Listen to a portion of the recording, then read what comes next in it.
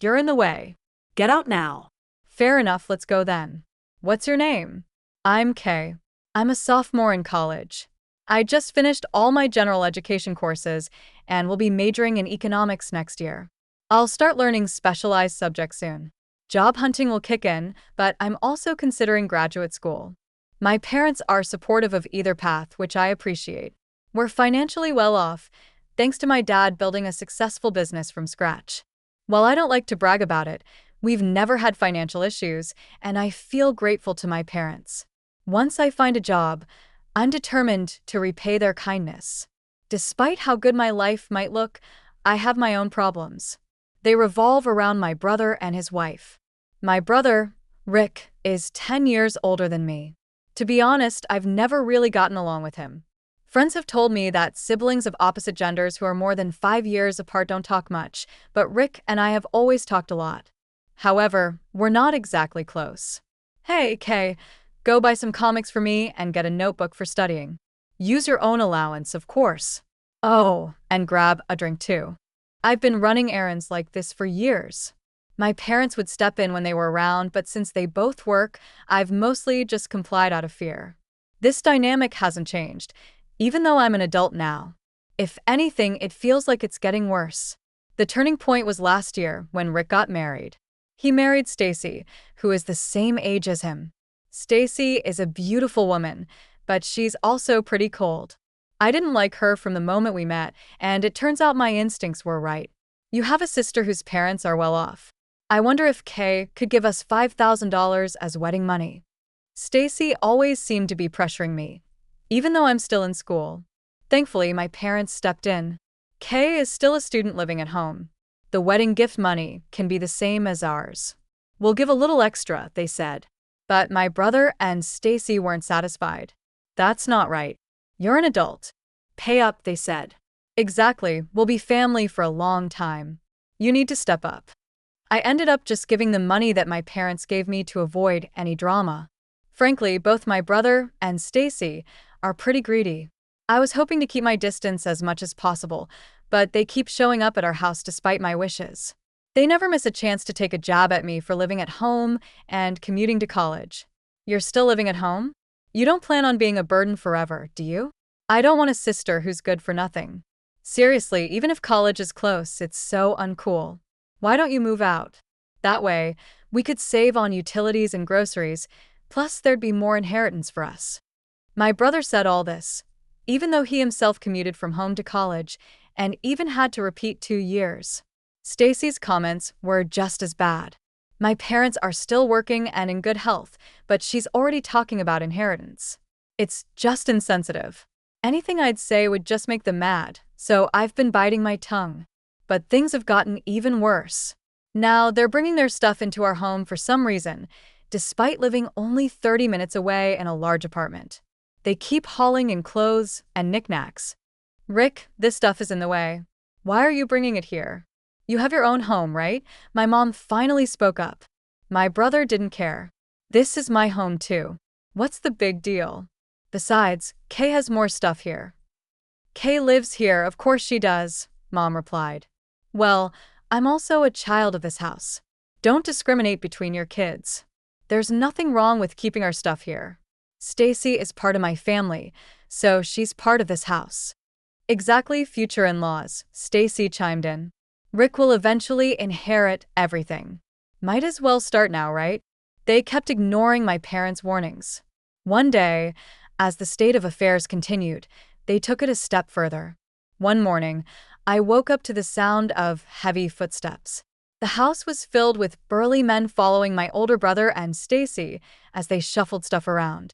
It seemed like my brother and Stacy had hired them. What do we do with this? One of the men asked.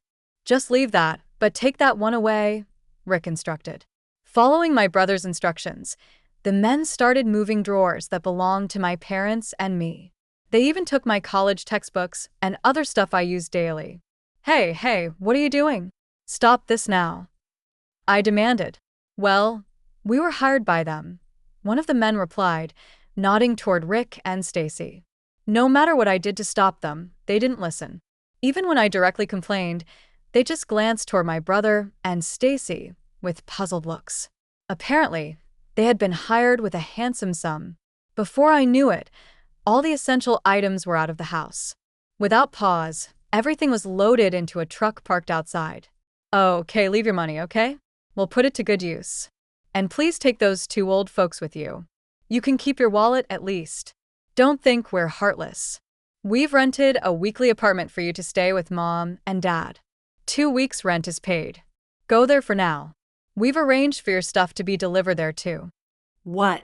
You can't. But before I could say another word, they kicked me and my parents out into the yard. I stood there, stunned, looking up at the house I had been sleeping in just minutes ago. But then I snapped back to reality. I couldn't just stand there, paralyzed. I'm an adult now, not just a kid who needs protecting by my parents. I guess I'll have to take a break from college. I'll find a part-time job to get by for now. I wonder what happened to my bank book and seal. It would be nice if my brother had put some basic funds aside for me, but I can't just worry all day. The only thing to do is go to the weekly apartment they told us about. "It's okay, Dad, Mom. I'm not a kid anymore," I said, looking back at my parents. They must be even more stunned than I am, betrayed by my brother. So, it's up to me to lift their spirits. My expectations were shattered in a really good way. When I turned around, both of them were smiling. "Well, that went better than I thought, right?" Dad said. "It happened faster than expected," Mom added. "Wait, what's going on?" It turns out they had suspected my siblings' scheme all along. From the moment they first moved their belongings, they had anticipated a day like this. But listen, Kay, people like that won't stop, no matter what you say. If anything, they'll dig their heels in deeper when faced with reason, Dad explained. Exactly. You can't face people like Rick head-on. Instead, let them think they've succeeded in their little plot. They let their guard down. That's when you make your move, Mom added. "So this all went according to your plan?" I asked, incredulous. Their smiles deepened at my question. "Look, your dad didn't build a company from scratch for nothing. It's about time to show you some of the skills that have supported your dad, Kay. I'll teach you what it really means to handle people." They suggested we go to the weekly apartment for now. I thought we were going straight home to confront my siblings, but apparently not. Following Dad's guidance, I walked as if deeply disheartened. "I feel like we're being followed," I whispered. "Don't worry, Kay. Just act like you don't notice. Types like Rick and Stacy enjoy tormenting their prey. They'll probably report back to someone that we look downcast. Just keep acting disheartened," Mom advised. Heeding their advice, I proceeded to the apartment. Once inside, they announced energetically, "Okay, most of the plan is a success. Time to counterattack Rick and his game." Mom's cue prompted Dad to place a call. "Proceed as planned." He was speaking to a moving company. Additionally, it seemed one of Dad's trusted employees was ready to direct the operation. The movers started pouring into our home. "Boss, everything is going as planned. Your son and daughter-in-law seem to be shocked." I expected as much. "Carry on." Over the phone, there was a buzz like live commentary. Apparently, the movers had been prepped by Dad on what items to take. The sound of safes and other valuables being moved filled the air. "What the heck? You guys bursting into someone's house like this? What's the big idea?" Rick shouted. "Really? You want me to call the police?" Stacy threatened. "No. We're just here on the homeowner's request." "Hey, excuse me, could you move? You're in our way." "Wait a minute, that's my safe with my bank book in it." Where are you taking that? Rick demanded. "Your father requested this. He told us to move it to the new house." "What's going on?" Stacy asked, bewildered. "I was just about to check the combination. It's your father's wish. And, by the way, Rick, it's telling that you, his own son, don't even know the safe combination. Clearly, you're not trusted." "Shut up. You're just an employee." "Wait. That jewelry belongs to my mother-in-law. What are you doing with it?" "This is under the vice president's order. We're also taking this to the new home. If you damage it, you'll be billed for it." What? Stop. "I can't afford that." "Then please don't get in the way." About an hour later, the room quieted down, and I heard one of the employees. Mr. President, Vice President, all arrangements are complete. Sorry to bother you on your day off. It's not a trouble at all. Thank you, my father replied. He hung up the phone and turned to me. Let's go to our real home. He led me to a mansion just as lavish as our old home, actually even grander. What is this place? I asked, astonished. Our new home. Yes, Kay, the security is even tighter. Rick won't be able to get in so easily. What about the old house? I quietly sold it. A broker will step in tomorrow. And what about Rick and Stacy? Don't know, don't care. They might get kicked out, but it was never their home to begin with. They'll be fine. Exactly, Kay. Now we've got a busy day with the move. We've got to get it all done by tonight, Mom encouraged. We all started to work, taking stock of the new house's layout and organizing our rooms and the living area. By nightfall, we had finished everything. I was too tired to even think about Rick and fell into a deep sleep. The next morning, after a good rest, my parents explained everything.